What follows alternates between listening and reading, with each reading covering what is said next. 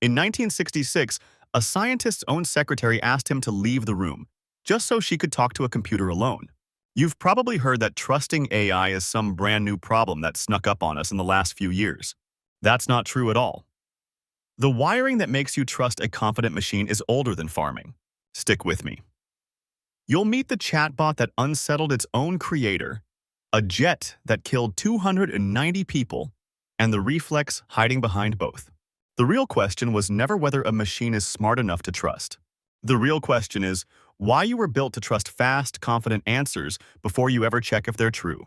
Sure, plenty of people say they don't trust AI. They're fighting it in courtrooms, hospitals, and hiring offices right now. But watch what happens the instant a machine gives them a fast, confident answer. Their guard quietly drops. In 1966 at MIT, a computer scientist named Joseph Weizenbaum built a simple little chat program called Eliza. Eliza didn't understand a single word you typed. It just echoed your sentences back like a therapist repeating your last line. No memory, no comprehension, no idea what a feeling even was. And still, people sat down and poured their hearts out to it. One night, Weizenbaum's own secretary tried it. After a few lines, she turned and asked him to leave the room. She wanted privacy from a program built out of nothing but if-then rules and a list of stock phrases. That's not affection for a machine. That's your trust reflex firing at a target it was never built to notice. Weizenbaum was so shaken by what he saw, he spent the rest of his career warning everyone about it. In 1976, he wrote a book called Computer Power and Human Reason, practically begging people to slow down. Nobody really slowed down. And what happened next gets a lot stranger than one lonely secretary and a chatbot. Fast forward to commercial aviation, where the stakes stop being emotional and start being lethal. In 1983, a researcher named Lisanne Bainbridge studied pilots working side by side with autopilot systems. She gave the problem a name.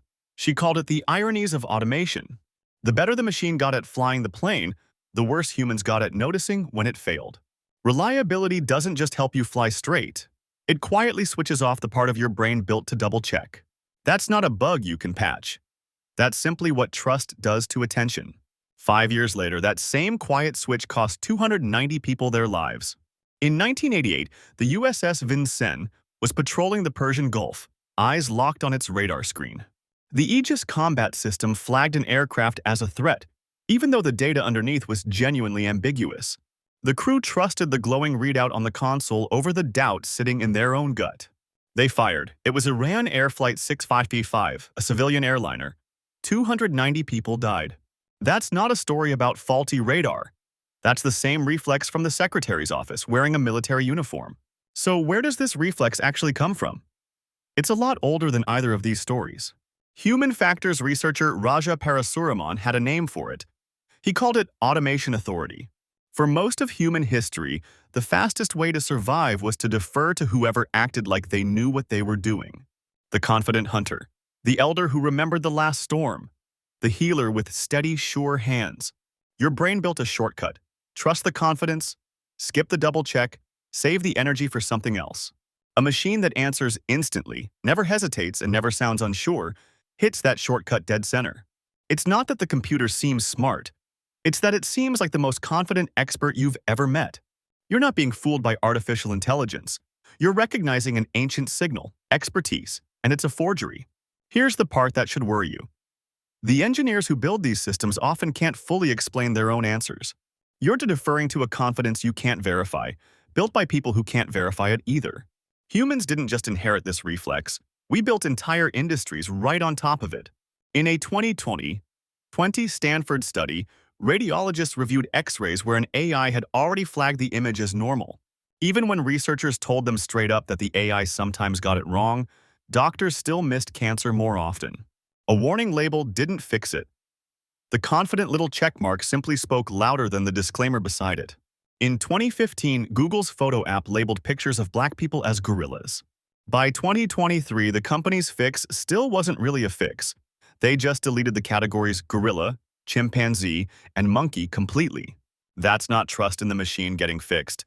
That's trust in a company's confidence that the problem quietly went away. Between 2014 and 2020, Amazon built an AI hiring tool that quietly downgraded any resume containing the word women's. Trained on a decade of male-dominated hiring data, It learned bias like a real qualification. Amazon scrapped it, but only after real people were already screened. Here's the part that should bother you even more. Trust in a machine can be manufactured on purpose. A 2019 MIT Media Lab study found that adding a human name and a tiny face avatar to an algorithm raised compliance by over 40%. The algorithm's accuracy didn't change one bit. Only the mask on the front of it did. Strangely, people also do the opposite. Researcher Berkeley Dietvorst found we dump an algorithm after just one mistake while forgiving a human who errs the same amount. Give that person even the illusion of a little control, one tiny dial to adjust, and the distrust nearly disappears.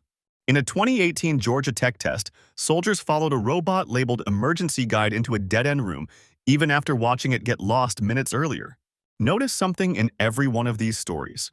When the machine is wrong, it faces absolutely nothing. The human carries the entire cost alone. That's not a partnership. That's a one-way trust fall.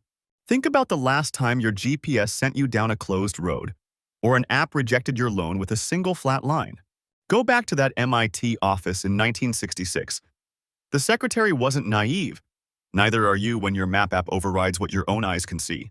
You didn't learn to trust machines fast. You were always built to, and they just finally learned how to ask. Subscribe for more hidden human wiring.